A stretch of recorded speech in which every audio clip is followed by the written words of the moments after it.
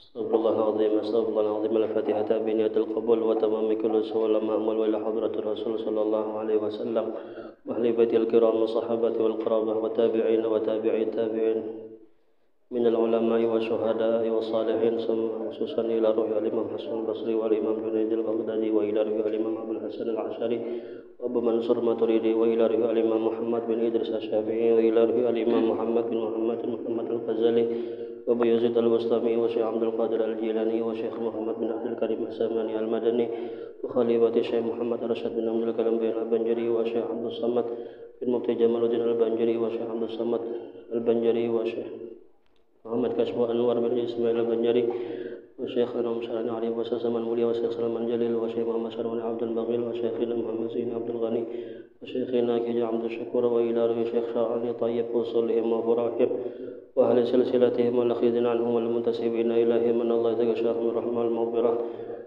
ويعيد علينا من بركاتهم وأسرارهم وأنوارهم وعلومهم ونفحاتهم وخصوصياتهم وكرامتهم ويحمل بحمايتهم في الدين والدنيا والآخرة على ما نوى بسلفنا الصالحون بسير النبي وآل النبي بسير سورة الفاتحة.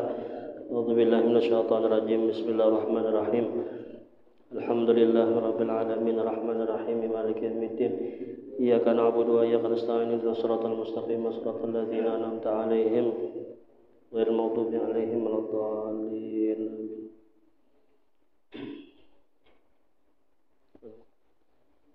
Di atas kah? Di atas kah? Paling atas kah? Paling atas tuh kah?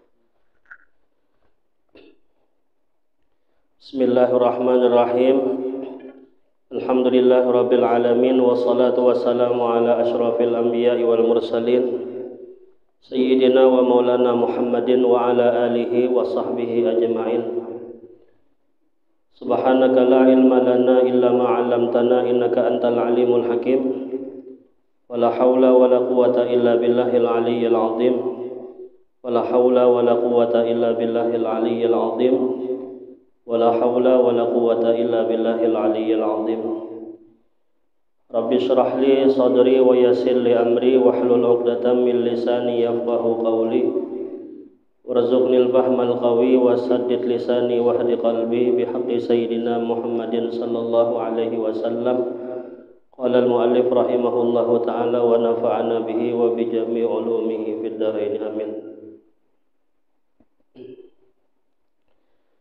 Dan wajib pula kita i'tikadkan, kita yakinkan bahwasanya harus bagi segala pesuruh Allah Ta'ala itu, segala perangai tubuh manusia yang tiada membawa kepada kekurangan pada martabat mereka yang tinggi.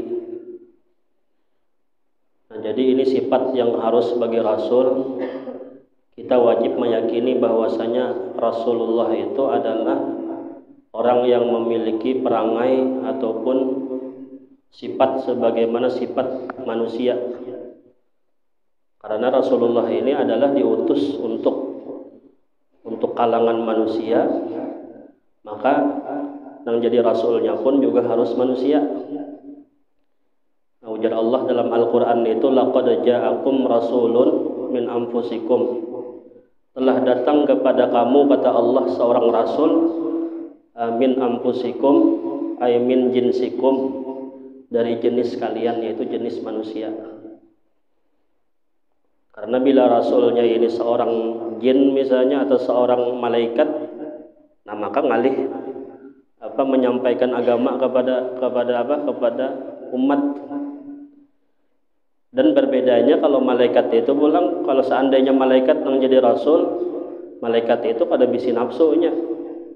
Bisa jadi karena syariatnya itu menyuruh kada boleh kawin enggak misalnya, kada boleh makan, kada boleh minum enggak. Nah, tapi karena nang jadi rasul ini seorang manusia, nah maka apapun yang digawi oleh manusia itu pun juga digawi oleh Rasulullah. Jadi Al-Qur'an itu qul innama ana basyarun mislukum. Ujar Allah, katakanlah oleh Muhammad, aku ini sebagai manusia seumpama kalian. Nah, tetapi Nabi Muhammad itu bedanya lawan kita. Nabi Muhammad itu yuha ilayya. Nah, beliau dibimbing oleh wahyu. Nabi Muhammad itu adalah mendapatkan wahyu. Nah, kalau kita manusia tapi kada dapat wahyu. Nah, seperti perangai manusia itu, Nabi kita Muhammad ini beliau seperti makan dan minum dan beristri dan berjual beli atas jalan berniaga. Nah, ini adalah sifat kemanusiaan.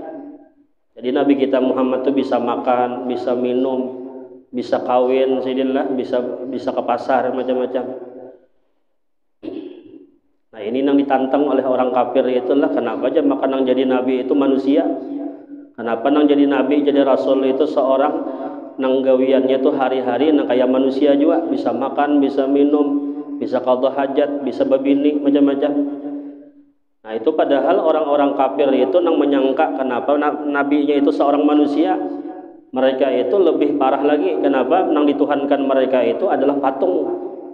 Yang dituhankan oleh orang Quraisy itu adalah berhala, pohon-pohon, batu-batuan, bulan dan bintang. Padahal seharusnya yang jadi Tuhan itu lebih hebat lagi, lebih mulia lagi daripada seorang nabi. Nah, tapi tuduhan orang-orang kafir itu kenapa jadinya seorang rasul itu kenapa manusia? Karena ngaran manusia ini wajar karena agama syariatnya pun disampaikan kepada manusia. Jadi wajar Nabi Muhammad itu seorang manusia, sehingga bisa makan, bisa minum. Dan bahkan pernah pada suatu kali para sahabat itu meminta kepada Rasulullah agar mereka itu dikebiri lah. Jadi sahabat itu apabila ikut berperang biasanya adalah berperang itu kadang-kadang sebulan, setengah bulan di luar rumah. Kadang-kadang timbul syahwat para sahabat nih, hendak menggauli bini di rumah karena kegandangan lawan bini, berbulan-bulan meninggalkan rumah. Ujar sahabat, ya Rasulullah, kami minta izin lawan pian, bolehkah kami ini dikebiri, dipotong nang bigi nang lato-lato itu nah dipotong nang 2 bigi itu supaya jangan timbul syahwat lagi. Karena ujar sahabat, apabila kami timbul syahwat di saat kami berperang ini mengganggu daripada berperangnya kami, mengganggu. Ujar Nabi Muhammad, jangan wahai sahabat, jangan. Aku pun kata Rasulullah seorang manusia biasa juga. Aku bisa kadang-kadang jadi Nabi hendak bulik ke rumah kegandangan bini di rumah. Kadang-kadang timbul syahwat hendak berhubungan lawan bini, itu wajar manusia. Nah, jadi ujar Nabi itu memang adalah pemberian Allah kepada siapa? Kepada kita manusia. Dan kemudian perangai manusia yang dimiliki Rasul ini adalah seperti sakit. Sakit yang sedikit. Jadi sakitnya ini sakit nang nang bukan sakit nang aib lah, bukan sakit besar. Karena mun sakit besar itu karena itu bisa menurunkan martabat seorang rasul. Jadi mun wajar-wajar aja penyakitnya, misalnya garing panas awak kah, sakit kepala kah, sakit gigi kah. Nah, itu wajar aja seorang rasul nang itu. Kenapa? Memang Rasulullah itu seorang manusia sih. Nah, tapi apabila ditimpa penyakit nang besar, nang kayak penyakit gila misalnya adalah, atau penyakit penyakit kusta nang potong-potong itu bisa, nah itu mustahil bagi Rasul. Jadi para Rasul itu kadada nang itu penyakit nang macam-macam itu kadada, itu mustahil bagi para Rasul. Karena itu dapat menurunkan, merendahkan martabatnya seorang Rasul. Nah, adapun Nabi Ayub, Nabi Ayub itu kan ceritanya beliau punya penyakit, tapi penyakitnya itu tidak disebutkan kayak apa penyakitnya. Cuma di Al-Quran itu dalam tafsir itu disebutkan penyakit Nabi Ayub ini penyakit yang tidak pernah dialami oleh orang sebelum beliau dan orang yang datang setelah beliau. Jadi satu-satunya penyakit di dunia ini hanya penyakit yang pernah dialami oleh Nabi Ayub. Jadi kada pernah sebelum dan sesudahnya itu penyakit yang kayak Nabi Ayub tadi. Tapi bukan penyakit nang kayak buruk misalnya, behulat macam-macam itu kada. Karena sangkaan orang-orang kita sekarang tuh mendengar bahwasanya Nabi Ayub itu aja penyakitnya behulat, penyakitnya buruk, sampai-sampai ada yang berucap apabila hendak makan Nabi Ayub itu aja dibuangi hulat-hulatnya dulu. buat dalam piring. Nah ini adalah merendahkan martabat seorang rasul, itu kada bujur.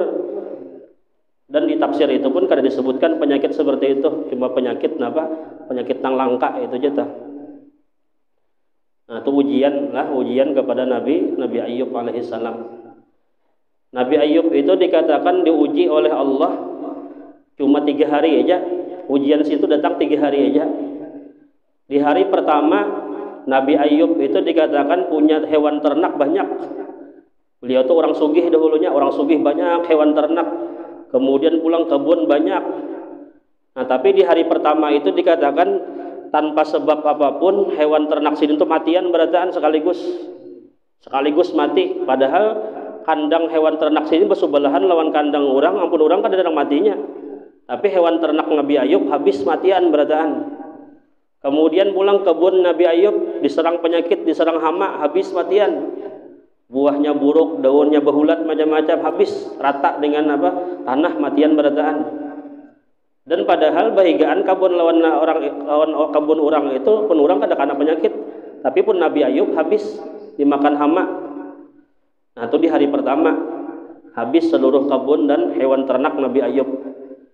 Kemudian di hari kedua Nabi Ayub itu dikatakan punya anak 12 orang dan itu semuanya laki-laki.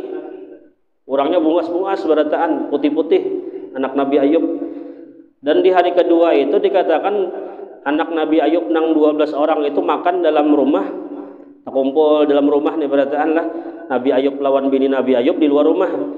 Kemudian dikatakan rumah Nabi Ayub itu langsung roboh seketika, terkejut langsung roboh. Menimpa anak nang 12 tadi matian berataan. Ada nang hidupnya lagi langsung mati. Ke-12-nya mati berataan. Itu ujian di hari kedua. Kemudian datang pulang di hari ketiga, Nabi Ayub diserang penyakit. Ya penyakitnya tadi penyakit nang aneh. Nah, penyakit nang kada pernah dialami sebelum dan sesudahnya. Nah, kemudian ketika itu di hari ketiga itu orang kampung melihat penyakit Nabi Ayub ini aneh benar. Akhirnya berjauh dari Nabi Ayub.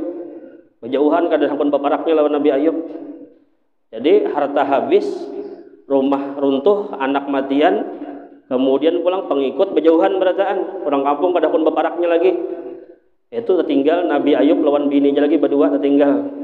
Berdiam dalam hutan. Nah itu ujian Nabi Ayub itu berjalan selama 15 tahun. 15 tahun. Nah selama 15 tahun itu Nabi Ayub kada pernah sekalipun mengangkat tangan berdoa lawan Tuhan. Pas sampai 15 tahun dapat ujian musibah jadi kada berharta, kada bisi anak, kada bisi pengikut.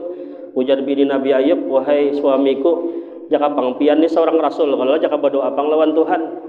Amun pian berdoa lawan Tuhan yakin kabul sudah doa pian. Ujar Nabi Ayub, umanya bahasa kita nih. Sebelum kita dapat musibah ini kita berapa tahun berumah tangga nang nyamannya? Ujar bini Nabi Ayub, kita waktu berumah tangga umur pian 30 tahun, dapat musibah di saat umur 50 tahun. Ini sudah 60 umur pian sudah 65 tahun sudah berjalan. Berarti kan Nabi Ayub masih kurang 5 tahun lagi. Nyamannya 20 tahun, dapat musibah 15 tahun. Aku aja Nabi Ayub hakunai berdoa asal 5 tahun lagi hanya berdoa supaya seimbang nih. Ya kan, nyamannya 20 tahun supaya sakitnya 20 tahun juga seimbang, itu pun kada pas. Jadi Nabi Ayub pijakannya misalkan nyamannya 20 tahun kan, sakitnya ya wajar-wajar aja berapa puluh tahun enggak. Akhirnya tepat umur Nabi Ayub itu adalah 70 tahun. Umur beliau 70 tahun, masuk di hari pertama 71 Nabi Ayub berdoa lawan Tuhan, mengangkat tangan berdoa. Nah, doa Nabi Ayub itu handap aja doa sidin apa? Rabbi anni massaniyad-durru wa anta arhamur rahimin. Ya Allah, ulun ditimpa musibah, ulun ditimpa kemudaratan, pianlah orang nang pengasih penyayang. Itu juga doanya kadang nang meniwas lawan Tuhan tah. Ya Allah, pian ini kenapa maulah ulun penyakitan kayak ini? Kenapa pian mematiakan anak ulun? Kenapa pian menghabiskan harta ulun? Kadada. Ujar Nabi Ayub, ulun ya Allah karena musibah, ulun dapat kemudaratan penyakit, pian ini orang nang pengasih penyayang. Nah setelah itu langsung imbah berdoa tadi menyapu kamuha, langsung menyambur di higa Nabi Ayub ini banyu mata air memancar, menyambur banyu. Setelah itu turunlah wahyu, ujar Allah, ikam Nabi Ayub mandi dengan banyu nang sumber air tadi, mandi ikam. Nah imbah itu Nabi Ayub mandi sekali berkubuh, Nah kayak membuang kelimpanan, hancur langsung penyakitnya runtuh, hancur luntur beradaan penyakitnya. Sekali berkubuy mandi langsung habis penyakit. Nah itu Nabi Ayub di hari pertama, penyakit Nabi Ayub habis. Kemudian di hari kedua dikatakan Nabi Ayub itu pulang bini sidin betianan, ngidam memang betianan. Dan setelah itu setahun beranak, sekali beranak itu dua beranak, sampai akhirnya berapa? 12 tahun melahirkan 24 anak sidin pulang setelah itu. Jadi nang meninggal 12, nang lahir setelah itu 24. Jadi 2 kali lipat balasan Tuhan. Kemudian di hari ketiga, orang-orang kampung yang tadinya menjauh dari Nabi Ayub mendengar Nabi Ayub sembuh dari penyakit sudah jar. Akhirnya mereka memberikan hadiah lawan Nabi Ayub. Ada yang membawa hewan ternak, ada yang membawa hasil kebun-kebun mereka. Dan yang dibawa oleh kaumnya Nabi Ayub itu 2 kali lipat lebih banyak daripada yang hancur sebelumnya. Jadi kebun itu yang hancur berapa, datangnya 2 kali lipat lebih banyak. Nah ini balasan kepada Nabi Ayub atas kesabaran sidin lah. Tapi sabarnya 20 tahun bersabar. Kita ini hilang hayam aja kan, tumbuh sekampungan ya kalau Bani rusak tahun ini sekampungan tahuan orang. Pokoknya kada kau makan tahun ini merusak Bani kayak ini aja. Hanya tahun ini rusaknya, tahun sebelum-sebelumnya itu bagus saja Bani. Ya Bu Mamai masih jakanya nang 10 tahun baik Bani, misalkan 10 tahun rusaknya itu kan sama Nabi Ayub ya kalau. Tapi mudahan jangan pang tahun ini mudahan baik Bani ya kalau lah. Kita ini masih ada nafsunya lagi Nabi Ayub itu sidin nafsu mutmainnah sudah. Dan kemudian seorang rasul itu bersifat perangai manusia, sidin bisa berjual beli ya kah? Seperti berdagang berniaga ya, dan seperti sakit yang sedikit, sakit yang halus-halus saja, ataupun disakiti oleh orang. Jadi beliau pernah jadi sakiti oleh orang, disambati orang, difitnah orang macam-macam. Itu wajar karena manusia lah. Dan beliau pun bisa tidur. Nah, jadi seorang rasul, seorang nabi pun bisa tidur. Jadi punya hak juga kita nih lah. Diri kita ini punya hak kesan guring. Tapi rasul itu guringnya para rasul itu mereka guring mata aja, hatinya kada pernah lupa lawan Tuhan. Dan mereka pun pernah mengantuk lah dan mengantuk. Nah, ini juga seorang rasul pernah mengantuk dan luka dan terbunuh. Nah, ini manusiawi juga lah, bisa luka, bisa terbunuh. Kan banyak para nabi, para rasul itulah yang terbunuh ya kalau kayak nabi siapa yang dibunuh oleh yang dalam pohon ya nabi siapa kadang ingatulna. Dan bahkan nabi-nabi di zaman Bani Israel itu banyak yang dibunuh oleh orang-orang Israel.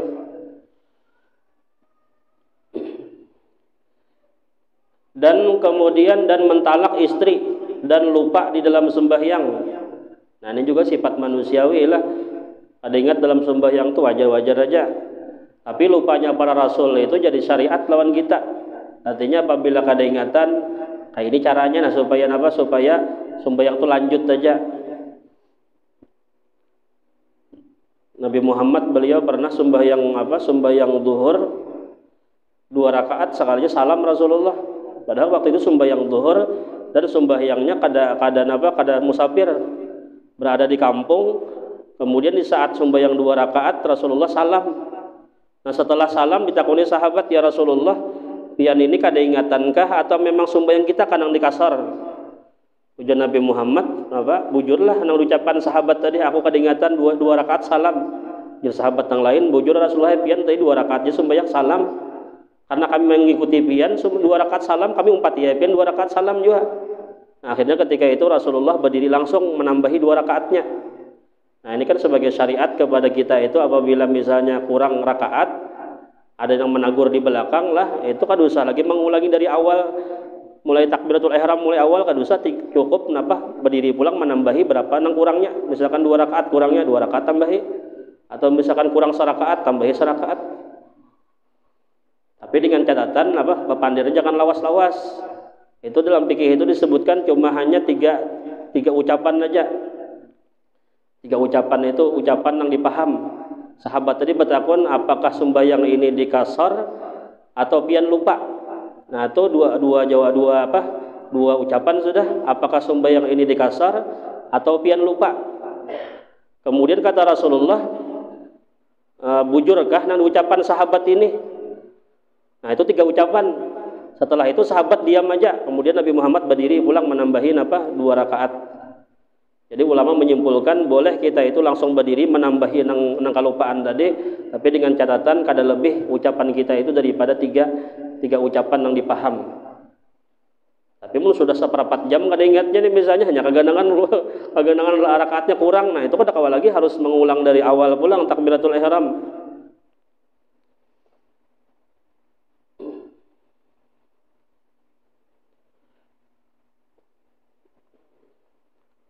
Lupa dalam sembahyang lah.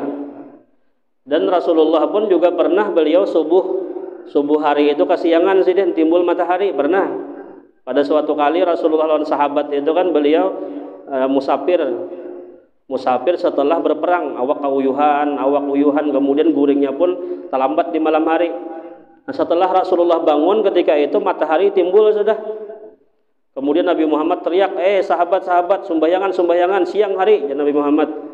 Nah kemudian ketika itu para sahabat beliau mengqadha sembahyang subuh tadi. Nah ini pun juga sebagai syariat lawan kita. Seumpama kita misalnya kesiangan subuh, nah itu diqadha sembahyang subuhnya. Itu bukan menjadi sesuatu yang kurang bagi Rasulullah, tapi sebagai syariat. Dan lupa pada pekerjaan yang disuruhkan mereka itu dengan menyampaikan dia kepada segala makhluk dan barang sebagainya. Maka sekalian itu adalah harus bagi segala pesuruh Allah. Dan maha suci mereka itu, mereka para rasul, daripada bersifat dengan perangai tubuh manusia yang membawa kepada kekurangan pada martabat mereka itu yang maha tinggi. Seperti umpama buta. Nah ini mustahil junilah bagi para rasul itu adalah buta. Dan kemudian tuli. Karena buta lawan tuli ini adalah penyakit yang mengurangi martabat mereka, itu mustahil. Dan bisu dan penyakit kudung tuh. Dan supak. Nah, supak ini penyakit nang belang putih, itulah penyakit celak namanya. Dan gila dan mati pucuk. Nah, ini penyakit nang aib juga nih lah. Nah, ini mustahil juga bagi para rasul nih. Nah, karena penyakit gila misalnya atau mati pucuk itu nang ada mau hidup lagi, itulah kemaluan mati pucuk. Dan kemudian terpotong kemaluan, nah ini juga mustahil, dan barang sebagainya. Maka sekalian itu tiada harus bagi segala pesuruh Allah, ada boleh ada bagi segala pesuruh Allah atau Rasulullah. Dan wajib pula kita percayai akan segala yang dikhabarkan oleh segala pesuruh Allah daripada pekerjaan yang gaib-gaib yang tiada diketahui melainkan daripada jalan wahyu daripada Allah Subhanahu wa taala. Jadi apa-apa yang disampaikan oleh Nabi daripada hal-hal yang gaib itu kita wajib percaya. Ya kalau Allah memberikan pengetahuan yang gaib lah, kada mustahil bagi seorang makhluk itu punya pengetahuan. Ya sebujurnya nang tahu nang gaib itu adalah hanya Allah, cuman ada di antara makhluk Allah itu yang diberikan pengetahuan hal-hal nang gaib, di antaranya Rasulullah. Dan Nabi dalam hadis itu kan lau alimtum ma alimtu atau lau ta'lamuna ma a'lam la dhahiktum qalilan wa la bakaitum katsiran. Ujar Nabi, seandainya kamu itu mengetahui apa yang ku ketahui, maka kata Nabi Muhammad, niscaya kalian itu tertawa sedikit dan banyak menangis. Karena Nabi Muhammad diperlihatkan Allah sesuatu nang gaib, melihat siksaan, melihat azab Allah, itu yang membuat Nabi Muhammad itu tertawa sedikit. Nah, jadi kita wajib mempercayai apa-apa yang disampaikan Rasulullah daripada sesuatu nang gaib. Nah, karena beriman kepada nang gaib ini ciri daripada orang yang bertakwa. Ujar Allah di ayat awal surah Baqarah itu hudan lil muttaqin. Al-Qur'an itu petunjuk bagi orang yang bertakwa. Nah, kayak apa ciri orang bertakwa? Alladzina yu'minuna bil ghaib, yaitu mereka-mereka yang beriman dengan sesuatu yang gaib. Nah, sesuatu yang tidak terlihat oleh mata itu adalah di antara ciri-ciri orang yang beriman, ciri-ciri orang yang bertakwa. Jadi sesuatu yang gaib itu banyaklah, kayak surga, neraka itu kan gaib. Kita masih di dunia ini kada pernah melihat surga yang kayak apa. Tapi kita wajib percaya surga itu ada. Neraka itu juga sesuatu yang gaib. Padang mahsyar, ya kan, jembatan Shiratal Mustaqim, timbangan amal, kemudian telaga Kausar, sesuatu apapun yang hubungannya dengan akhirat itu semuanya adalah gaib. Tapi kita wajib percaya dengan sesuatu yang gaib. Maka wajib kita etikatkan, kita yakini sebenarnya yang demikian itu yaitu seperti hari kiamat. Nah, kita wajib percaya dengan adanya hari kiamat. Kiamat itu adanya apa? Hari berdiri ke pembalasan Allah. Ya kan? Jadi hari kiamat itu banyak ngarang-ngarangnya, ada yaumul akhir, hari terakhir. Nah, dikatakan hari akhir itu karena itu hari penghabisan hari di dunia, diawali dengan dimulainya awal hari akhirat, lalu dingaranilah yaumul akhir, hari terakhir di dunia. Dan di Al-Quran itu banyak ayat-ayat yang bercerita tentang yaumul akhir atau hari kiamat. Nah, di antaranya di surah Abasa itu dikatakan ujar Allah, fa idza ja'atis sakhah, ingatlah ketika datang tiupan sangkakala, ujar Allah lah, yauma yafirrul mar'u min akhih, hari di mana lari segala seseorang itu daripada saudaranya. Jadi apabila sudah datang tiupan sangkakala itu manusia hambur berataan bukahan, ada tahu dang sanak lagi, wa ummihi wa abih, dan lari daripada ibu dan ayahnya. Ada tahu lagi tuh bang, abah ka mama ka jurubah, pokoknya ketika mendengar tiupan itu manusia ini bukahan, kiamat terjadi. Ada tahu lagi lawan abah lawan mama. Wa sahibatihi wa banih, dan kata Allah juga kada tahu lagi lawan dang sanak, lawan apa lagi, lawan anak-anaknya. Lawan anak pun kada tahu lagi, biar di gendongan bahasa kita nih anak lah. Mbah mendengar kiamat terjadi itu langsung melapas lawan anak, buka aja lagi. Likulli imri'in minhum sya'nun yughnih. Di hari itu kata Allah manusia itu urusan masing-masing aja lagi, kada tahu mau urusi urusan orang lagi. Nah, itu wajib kita percaya tentang kejadian kiamat. Seperti hari kiamat lagi akan datang, tiada syak di dalamnya, tiada keraguan padanya. Dan seperti lagi malakal maut. Nah, malakal maut ini malaikat pencabut nyawa, mengambil dia akan nyawa yang bernyawa. Sebenarnya tiada syak di dalamnya. Nah, kita wajib juga percaya bahwasanya malakal maut itu ada. Ada boleh kita ragu-ragu dengan malakal maut tadi. Dan di Al-Quran pun banyak ayat-ayatnya lah, hadis-hadisnya pun banyak yang bercerita tentang malakal maut. Di antaranya ujar Allah dalam Al-Quran itu, qul yatawaffakum malakul mautil ladzi wukila bikum. Katakanlah oleh Muhammad, yang mewafatkan kamu itu adalah malakal maut, wukila bikum, yang diwakilkan kepadamu. Jadi malakal maut itu sebagai perantara lah, perantara suruhan Allah untuk mencabut nyawa manusia. Tapi hakikat yang mematikan adalah Allah juga. Kenapa? Allah yatawaffal anfus hina mautiha, ujar Tuhan. Allah lah yang mewafatkan segala jiwa ketika dia mati. Jadi malaikat itu tugasnya coba mencabut ruhnya aja, mencabut nyawa aja. Tapi yang mematikannya adalah Allah. Nah, itu kita wajib percaya. Dan seperti lagi soal di pertanyaan dua orang malaikat yang bernama Munkar dan Nakir. Malaikat yang menakuni dalam kubur, inilah menakuni sekaligus menyiksa dalam kubur. Itu pun sebenarnya tiada syak di dalamnya, tiada ragu-ragu padanya. Jadi nama malaikat itu Munkar lah, Mungkar dan Nakir. Namun bahasa kita orang kampung nih Mungkar Nangkir aja. Orang Bali menyambat Mungkar Nangkir, padahal tulisannya apa? Munkar Nakir. Itu aja, Munkar Nakir, bukan Mungkar Nangkir. Apalagi dipadahkan kita 3 orang malaikat datang ke kubur aja lah.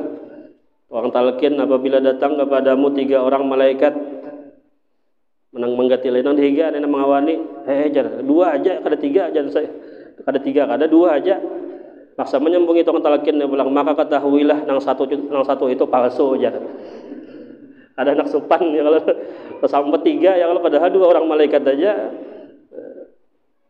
Makanya kalau bahasa Indonesia itu kalau kita salah mengartikan gini. Jadi daerah daerah Talaran itu talqinnya biasanya pakai bahasa Indonesia. Dan dua kali biasanya talqinnya bahasa Arab sekali, bahasa Indonesia sekali. Kalau disuruh mentalqinakan tuh bahasa Arab aja juga kalau bahasa Latinnya kalau kita salah mengartikan gini. Kalau kita sampai tiga orang malaikat kita habis samnya kalau.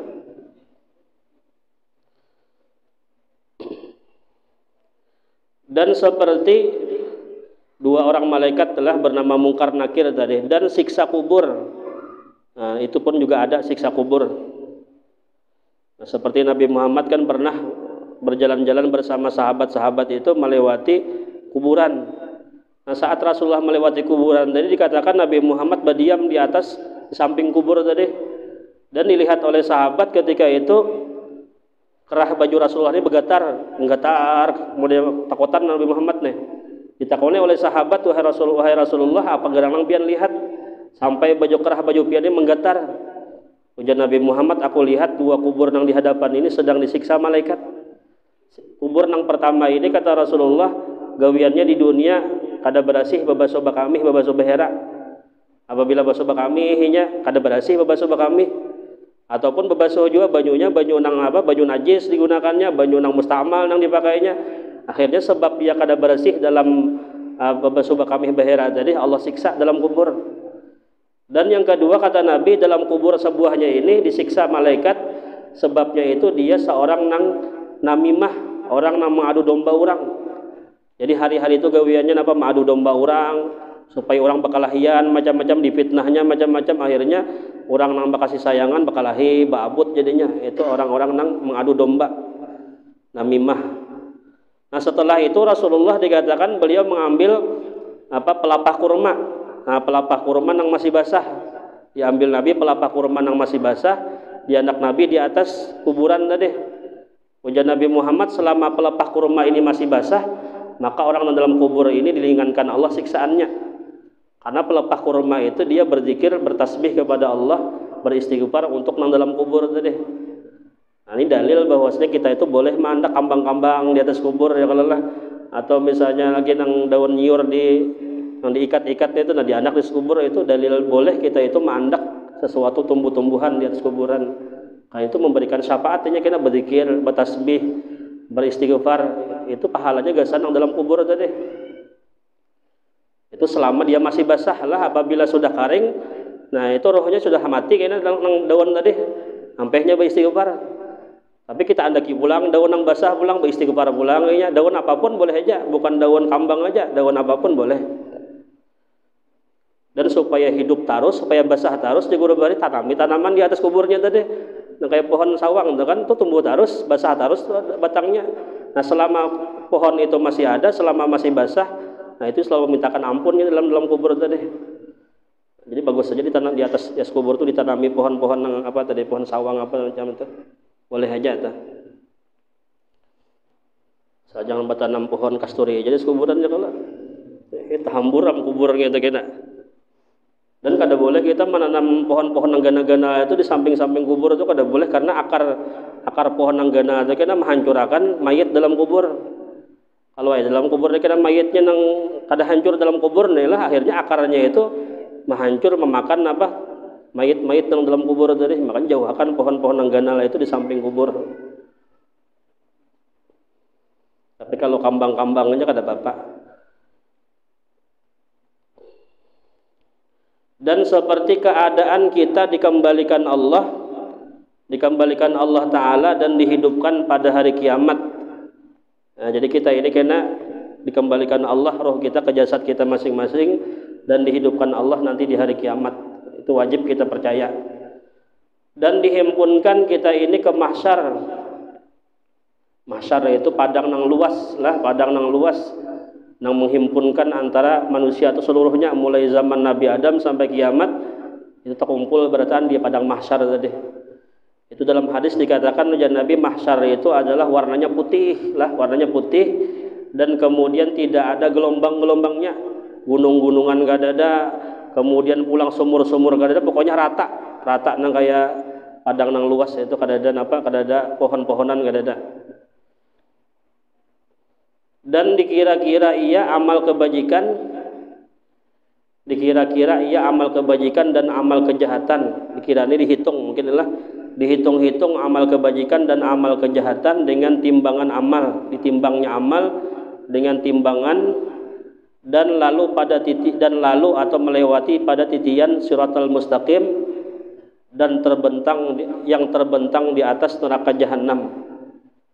Jadi jembatan siratal mustaqim itu kita andakannya pas di atas neraka. Jadi apabila tak gugur di jembatan tadi, gugurnya ke bawah karena neraka gugurnya. Tapi kalau selamat melewati jembatan itu, nah menyeberangnya kemana? Ke surga, di seberang sananya tuh. Dan masuk surga gitu baratanlah. Adalah keadaan titian itu terlebih halus daripada rambut dan terlebih tajam daripada pedang. Nah ini disebutkan dalam kitab itu cuma ada lebih halus daripada rambut. Namun lebih halus daripada rambut dibelah 7 itu kada pernah ulama nemukan. Ujar orang bahari itu jar halusnya itu lebih halus daripada rambut dibelah 7 jar. Jangankan dibelah 7 ya, kalau dibelah sebuting enggak ada kawa dibelah rambut, apalagi dibelah 7 kada kelihatan lagi. Jadi kitab itu disebutkan jembatan itu karena bagi orang-orang nang kafir, orang-orang nang maksiat itu lebih halus daripada rambut, lebih tajam daripada pedang, itu aja, bukan rambut dibelah 7 ada. Dan masing-masing kena ada nanggana jembatannya tergantung amalnya di dunia. Apabila orang baik bagana jembatannya, apabila orang itu ahli maksiat bahalus, ada nang berjalan bagamat nang kayak titian jabuk tuh, ada juga nang kayak itu kena, ada nang kau buka-buka, ada nang bakarawat aja, ada nang berkendaraan di atas jembatan kena ada. Tapi kendaraannya bukan kendaraan nang apa nih vario ulonik ada kena ada ya kalau. Tapi binatang hewan ternak nang kita itu kurbankan di hari raya Idul Adha itu nang menjadi kendaraannya kena. Maka sekalian itu sebenarnya artinya adalah tiada syak, tiada ragu-ragu dalamnya. Kemudian masuk surga segala orang mukmin dan kekal selama-lamanya. Nah, mudahan masuk surga kita berataan. Jadi orang yang beriman itu apabila sudah masuk ke dalam surga itu kada lagi dikeluarkan. Tapi kalau masuk neraka itu bisa jadi karena diberikan syafaat. Masuk neraka dilebur Tuhan dosa-dosanya, diberikan syafaat oleh Rasulullah, masuk ke dalam surga pulang, boleh jadi. Tapi apabila sudah masuk ke dalam surga ini, nah ini kada lagi istilah keluar pulang kada ada. Dan masuknya itu salawasan, kada ada istilah yang sampai tahun berapa, sampai 100 tahun misalnya kada ada, salawasan doang, pokoknya kada ada habis-habisnya. Dan masuk neraka sekalian orang kafir dan kekal selama-lamanya. Nah bagi orang nang kafir lah, bagi orang nang kada Islam, ininya kada ada harapan masuk surga itu kada ada. Karena orang kafir itu ya imannya kada ada sama sekali, habis imannya. Sedangkan kita modal hendak masuk surga itu kan ada punya iman. Walaupun iman seberat darah pun, sebesar biji sawi pun, nah ini kan ada harapan masuk ke dalam surga. Dan masuk ke dalam neraka segala orang yang beriman yang berdosa sekedar dosanya. Jadi apabila orang itu beriman kepada Allah tapi dia banyak misi dosa umpamanya lah, nah itu dosa-dosanya tersebut dilebur dalam neraka dahulu. Kemudian setelah itu maka dimasukkan ke dalam surga kekal selama-lamanya. Sekalian yang itu sebenarnya tiada syak di dalamnya. Jadi apabila sudah dibangkitkan Allah daripada neraka, jadi diangkat Allah, dimasukkan Allah ke dalam surga, nah ini kada lagi keluar daripada surga tadi. Dan barang siapa tiada percaya akan yang demikian itu, maka jadi kafir karena mendustakan akan Rasulullah sallallahu alaihi wasallam itu, mendustakan kitab Allah seperti Al-Qur'an. Nah, karena kejadian semua itu baik itu kejadian di surga atau di neraka, itu semuanya jelas disebutkan Allah dalam Al-Quran dan daripada hadis-hadis Nabi sallallahu alaihi wasallam. Jadi kalau kita kada percaya maka hukumnya kafir. Dan setengah daripadanya lagi segala yang dikhabarkan oleh Rasulullah itu keadaan roh kita, wajib kita itikadkan roh itu sebenarnya, roh itu bujur adanya. Ada yang ada ia dijadikan Allah, jadi roh itu ada dijadikan oleh Allah, yaitu jismun, jisim yang amat halus. Jisim ini bentuk atau badan yang amat halus, diadatkan oleh Allah. Roh itu apabila ada ia dalam jasad kita, maka hiduplah kita. Dan apabila dikeluarkan roh tadi daripada badan kita, maka matilah kita. Jadi kita ini hidup ini karena masih ada ruh lah. Apabila dikeluarkan Allah roh tadi, dicabut Allah roh, nah maka ketika itu mati. Tetapi Allah Ta'ala juga yang amat mengetahui akan hakikat ruh itu, dan ia juga yang amat mengetahui akan kaifiatnya. Dan inilah kaul yang mu'tamad, kaul yang diperpegangi. Nah, jadi kita ini barataan kada tahu nengaran roh itu kayak apa. Nah, hakikat roh itu kada tahu. Nah, makanya di Al-Qur'an itu kan Allah mengatakan yas'alunaka 'anir ruh. Nah, mereka bertanya kepadamu tentang roh. Kata Allah menyuruh Nabi Muhammad apabila ada yang bertakun tentang roh, qulir ruh min amri rabbi, katakanlah roh itu urusan Tuhan. Wa ma utitum minal ilmi illa qalila, tidaklah kalian itu diberikan pengetahuan tentang roh kecuali sedikit. Ada apa yang diberikan tahu Tuhan lah tentang roh itu kayak apa, cuman sedikit aja tentang hakikat roh pada tahu. Nah, makanya ulama-ulama tuh banyak yang mengartikan tentang roh itulah. Ada yang mengatakan roh itu jismun latifun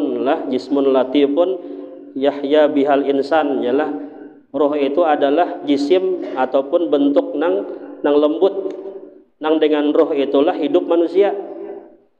Ada lagi yang mengartikan ulang roh itu adalah jismun nuraniun, badan atau bentuk nang berbentuk cahaya, berbentuk cahaya. Dan ada lagi mengatakan roh itu adalah sesuatu yang tidak terlihat, kal hawa, seperti angin. Ya, macam-macam lah, itu cuma pendapat-pendapat saja. Cuma yang sebenarnya Allah aja yang lebih tahu tentang roh. Adapun kaul yang menyatakan hakikat roh itu adalah kaul yang dhaif.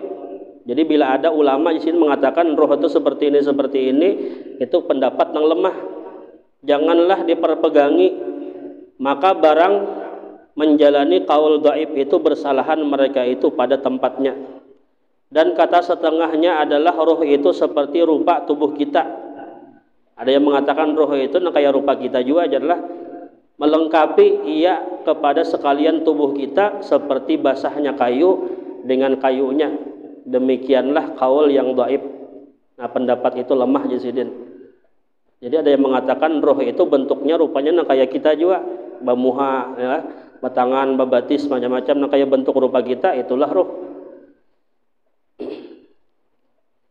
Dan wajib pula kita itikadkan bahwasanya roh kita dan roh sekalian Nabi itu baharu. Jadi ngaran roh itu adalah baharu, dijadikan oleh Allah, dan barang siapa beretikat bahwasanya roh itu qadim, maka orang itu adalah jadi kafir. Jadi roh ini kan barang nang baru lah, baharu itu barang nang baru, nang dahulunya kadada diadakan oleh Allah, atau baharu ngarannya. Ya, walaupun nanti roh ini kan diantara makhluk nang Allah kekalkan lah, tapi dikekalkan oleh Allah, bukan kekal sendirinya. Di antaranya nang kekal itu makhluk Allah itu roh lah, kemudian surga itu kekal juga, kemudian neraka itu dikekalkan Allah, kemudian lagi apa, aras. Jadi makhluk-makhluk Allah ada makhluk-makhluk Allah nang Allah kekalkan, di antaranya juga adalah roh. Dan demikian lagi barang siapa beretikat bahwasanya zat Allah itu gaib di dalam roh Nabi Muhammad, dan roh Nabi Muhammad itu gaib di dalam roh kita, dan roh kita itu gaib di dalam badan kita, maka jadi bersatulah tiga perkara itu di dalam badan kita, maka orang itu jadi kafir, tiada syak di dalamnya. Ini orang ini ada berpendapat ujarnya inilah nengaran roh itu zat Allah tadilah, zat Allah itu gaib masuk dalam roh Nabi Muhammad. Kemudian roh Nabi Muhammad ini pulang masuk dalam roh kita, dan roh kita ini pulang masuk dalam badan kita. Jadi dalam badan kita itu kumpul berarti zatnya Allah ada di situ, kemudian roh Nabi Muhammad ada, dan roh kita ada. Nah, jadi siapa yang berpendapat seperti itu maka ujar sidin kafir hukumnya. Karena mengatakan Allah itu bertempat ngarannya. Sedangkan Allah Ta'ala itu bukan bertempat lah, Allah Ta'ala itu meliputi. Bukan bertempat di sebuah tempat, kadang Allah meliputi. Wallahu bikulli syai'in muhita. Allah itu meliputi segala sesuatu. Dan apabila kita katakan Allah itu bertempat, berarti Allah berhajat ngarannya. Apabila Allah berhajat, berarti Allah lemah. Nah, kemudian yang berikutnya, wallahu a'lam bishawab. Mudah-mudahan ada manfaatnya, mudah-mudahan diberikan paham oleh Allah Subhanahu wa taala, menjadi ilmu yang bermanfaat, sama-sama kau mengamalkannya. Mudahan Allah mengampuni segala dosa-dosa kita, dosa kedua orang tua kita, dosa guru-guru kita diampuni Allah Subhanahu wa taala. Dan mudah-mudahan berataan dengan berkat kita berkumpul di majelis yang mulia ini, mudah terkumpul berataan dalam surganya Allah bersama Nabi kita Muhammad sallallahu alaihi wasallam, dan mudahan kita berataan diwafatkan dalam keadaan husnul khatimah, mati membawa iman husnul khatimah, masuk surga bi ghairi hisab ala hadhihi niyat.